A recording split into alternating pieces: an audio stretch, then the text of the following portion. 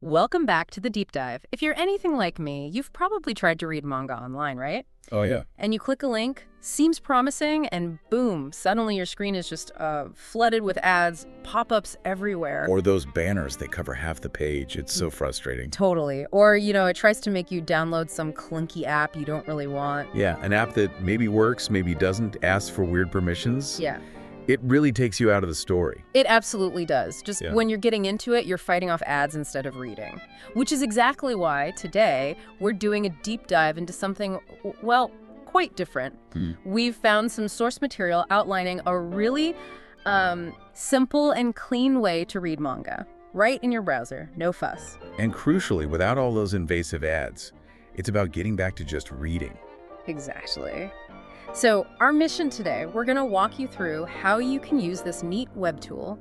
No need to be a tech expert or understand code. We'll show you how easy it is, why it's safe, and what makes the reading experience so smooth. Think of it as your direct path to hassle-free manga reading. Right. So let's get into the core idea. This isn't a program you install on your computer. Forget downloads, forget installations. Yeah. It's a web application, which basically means you just use it through your web browser, like visiting any website. So no install process, no worrying about updates cluttering up your system. None of that. You just go to the page and it's ready when you are. Immediate access. That's a huge plus. It just lowers the barrier completely. Yeah. You don't need anything special on your device. And here's the key part, the link you need. You'll probably want to note this down. It's https://kuroi-kimono-yomi-masho. So, huggingface.cox-kuroi-kimono-yomi-masho. Got it. That single link is your starting point. That's the one. Visit that and you're basically there. Okay, simple enough. So I've gone to the link. What now? How does it work for, the average reader?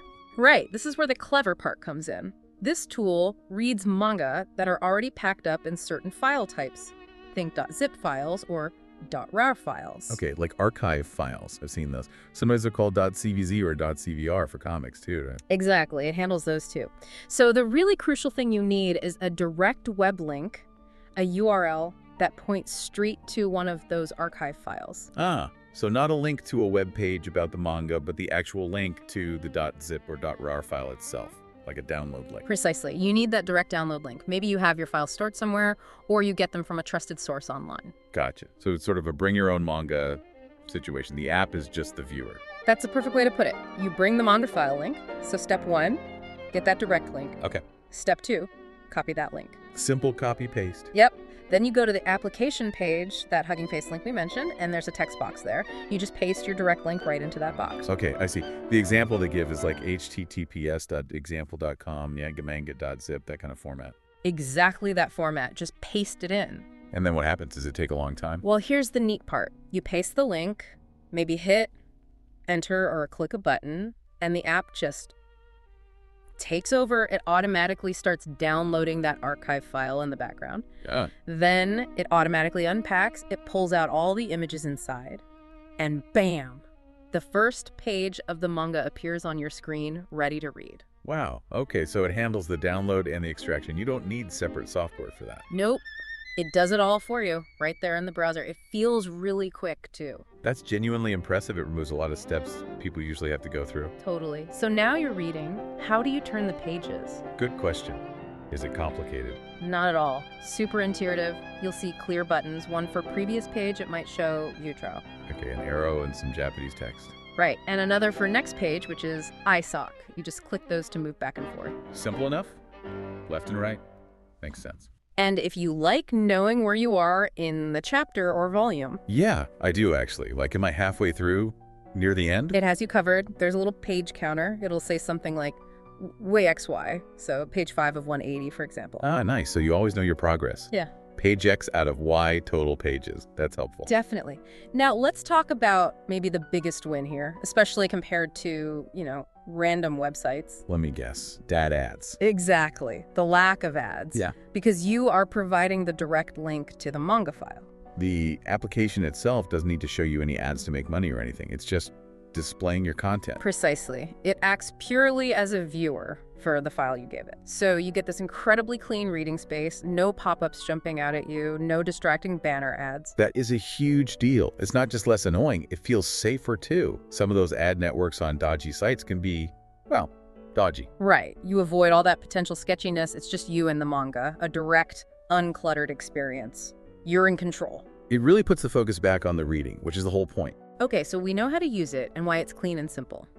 But you mentioned it feels fast.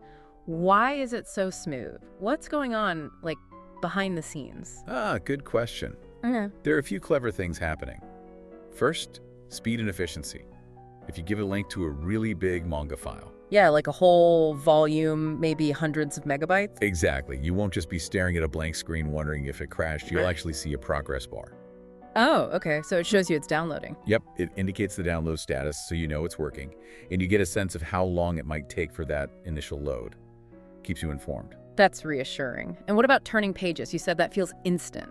Right. That's down to something called preloading. While you're reading, say, page 10, the application is already quietly fetching and preparing page 11 in the background. Ah, clever. So when I click next... Page 11 is often already loaded and ready to display instantly. There's no lag waiting for it to download or render. Makes the page turns feel seamless, almost like a native app. That explains a lot. It feels really fluid. It's not waiting for your click, then loading. Exactly. It anticipates your next move. And there's also caching involved. Caching? What's that? Basically, it remembers stuff it's already downloaded and processed. So if you close the tab and then later open the same manga link again... Does it have to download the whole thing again? Nope. Because of caching, it'll remember it already has those image files. It won't need to re-download or re-extract everything. It just pulls them from its memory, essentially. So it loads even faster the second time? And saves my data. Precisely. Saves you time, saves you bandwidth. Especially useful if you're dipping in and out of a chapter. Okay, that's really smart. Yeah. What about reliability? Does it work with different kinds of files? What if the files inside are messy? Yeah. Good points. It's pretty robust. We mentioned it handles the main formats.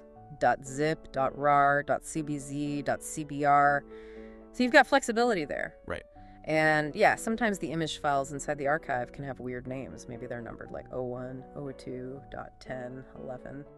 Or maybe 110, 11, 2, 3, just out of order. Oh yeah, that can happen. So you end up reading page 1, then page 10. Not with this tool. It uses something called natural sorting. It's smart enough to figure out the intended order, even with inconsistent naming. So pages always display logically. 1, 2, 3, 9, 10, 11, and so on. That's a relief. Nothing worse than pages being out of whack. Tell me about it. Yeah. And it even handles some other weird technical things like file names that are maybe too long for some systems or strange characters. It tries hard to process almost any valid archive you throw at it. So it's built to handle the kind of messy real-world files you might actually encounter. Pretty much, yeah. Yeah. The focus is on making sure it just works for you without you needing to worry about the underlying file structure. Okay, one more thing about smoothness. Does it remember where I left off if I close my browser or something? It does try its best. It uses what's called session state. Basically, it keeps track of which manga URL you were viewing and what page number you are on. So if you refresh the page, or maybe close the tab and come back to that same manga URL reasonably soon after, it should try to load you back onto the exact page you were reading. That is super handy. No more scrolling to find your place again. Exactly. It aims for that seamless pick up where you left off experience. It's another one of those quality of life features. Definitely. No, what if things don't work? Like, I paste a bad link or something, does it just break? No, it usually gives you helpful feedback. For instance, if you paste a link that isn't actually pointing to a .zip or a .rar file. Like a link to a normal web page. Yeah, it'll display a clear message. Yeah. Something like url.zipper_all file. Which means? URL must be a .zip or rar file. It tells you exactly what you did wrong. Okay, that's useful. Or another example. Maybe the .zip file you link to is empty. Or it only contains text files, no images. Right, so it can't actually display anything. In that case, you might see a message like, Store, Taslia Visa. Vesifa. Huh. Okay, what does that one mean? no valid image files found. Again, it clearly explains the problem.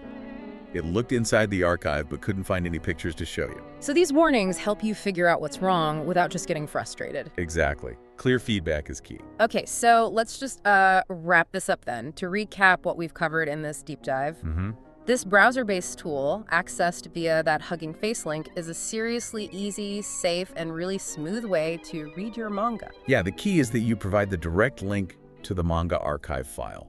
That's what bypasses all the usual online reading headaches. Right. No installation needed, completely ad-free viewing because it's your content. It handles big files efficiently, you see the progress, the page turning is super fast because of that preloading. Navigation is simple, it sorts pages correctly even with weird names, and it remembers your place. It really does feel like having your own personal, clean manga library right in your browser, minus all the usual web junk. You get control back. Absolutely. And that kind of leads to a final thought, doesn't it? Well, if this approach, this bring your own content, direct link viewer model works so well for manga, making it clean and user-focused. Yeah. What else could it work for? Think about other kinds of digital files or media we use. Could we have similar streamlined browser-based viewers for other things? That's a fascinating question. Imagine applying that same philosophy. A clean interface. No ads. Just focused on efficiently displaying your content to, I don't know, documents, music collections, maybe even simple video viewing. Right. Could we have more tools that are just pure conduits for our own digital stuff, stripping away all the platform clutter and advertising baggage that usually comes with online services? It really makes you think about how much of the web experience is actually unnecessary clutter. What if more tools focus purely on being the best possible viewer or player for the content you supply? It's a shift in thinking, putting the user and their content first. Something definitely worth mulling over. How could we reclaim more of our digital interactions to be this direct and focused? A powerful thought indeed. Prioritizing the experience itself.